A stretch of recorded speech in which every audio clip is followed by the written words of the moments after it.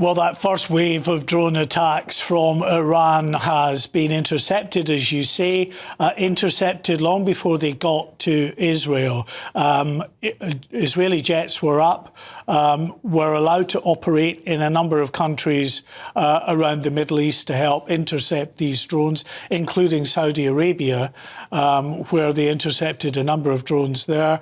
The Jordanian Air Force intercepted themselves a number of drones because, one, they said the drones were violating their sovereign airspace, but also there was a real risk, they said, of the Shahed drones coming down onto populated centres in Jordan. So you had the sight of, even though these drones were heading for Israel, of air raid alerts going off in the Jordanian capital and other locations, and people going to the shelters while their Air Force dealt with the drones coming over. So now all of those drones intercepted, 100 plus, we're told. But all eyes, of course, on Israel, but on Iran as to what they do next. I think it would be surprising if this is the only response from Iran, because this was a significant attack overnight, even more so than the attacks, remember, from the Israelis back in October of last year, when they targeted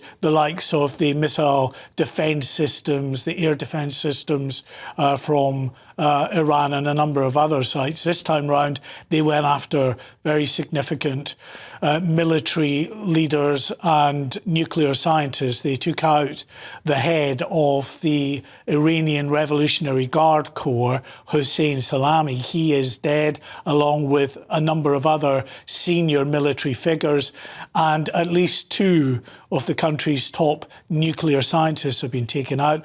Attacks have also taken place, degrading further those missile and air defence systems and Iran's ability perhaps to launch missiles and ballistic missiles in particular at Israel. They are trying to degrade that to try to, just as I say, lessen the capability of Iran to be able to respond very significantly. But having said that, Iran has very significant stocks of missiles that, if they do choose to put them in the air towards Israel in significant numbers, then there is no doubt that some will impact the ground, as we saw back in October when ballistic missiles were fired at Tel Aviv.